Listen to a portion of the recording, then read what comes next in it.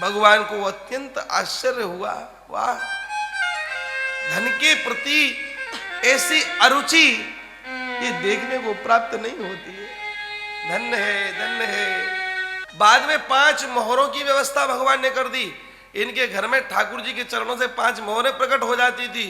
हाँ, धन से इतना घबराते थे, धन अधिक हो गया तो गोविंद की याचना प्रार्थना कैसे होगी, फिर धन की संहार में हम लग जाएंगे। बोले गरीबी ठीक है, हमारी गरीबी, क्योंकि इसमें गोविंद का स्मरण तो होगा, हमें नहीं चाहिए अमीरी, और ऐसे अमीरी का क्या करें जो गोविंद स्मरण में ना रहे। इसीलिए संत भक्तों ने आती हुई लक्ष्मी, लक्ष्मी जी ने खूब निहोरा किया मुझे स्वीकार करो आप, पर संतों ने लक्ष्मी को नहीं, लक्ष्मीपति को ही स्वीकार किया, लक्ष्मी को स्वीकार नहीं किया। भक्त सदैव गरीब। आप क्या सोच रहे हो भक्त गरीब है?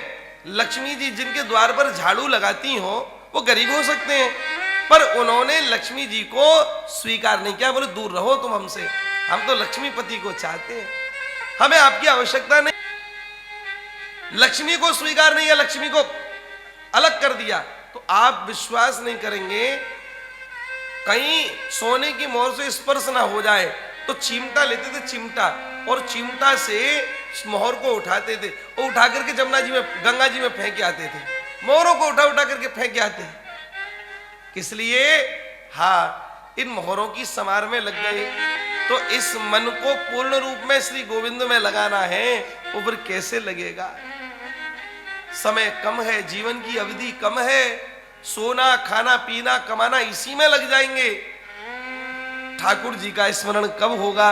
इस भावना में ओतप्रोत होकर के ये महाराज सभी मोहरों को फेंक देते थे।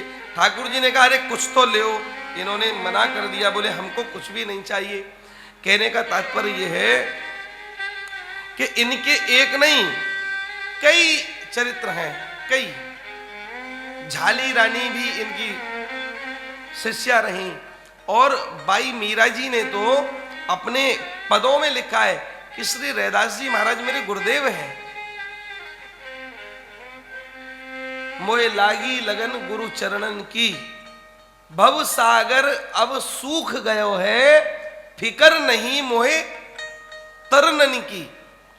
जब से गुरुदेव की कृपा छाया में आई हूं तब से भवसागर सूख गया है, और ऐसा सूखा जब सूख गया तो पैदल चल करके पार करूंगी। अब कहां डूबने का भय है, अब नहीं, गुरुदेव की कृपा से। तो भाई मीरा जी के गुरुदेव आप, झाली रानी के गुरुदेव आप हैं।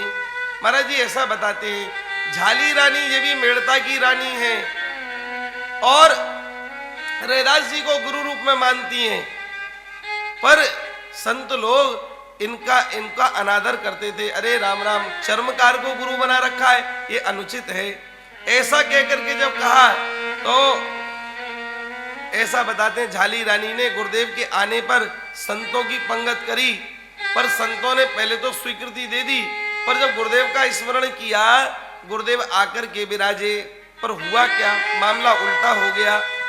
जो जो ब्राह्मण अपने ब्राह्मणत्व के अहंकार में ये कहने लगे, बोले वो तो निम्न जाति का है, उनको क्या दिखे, बोले हर ब्राह्मण को अपने बराबर में रैदास जी बैठे दिखाई दे, हर एक को।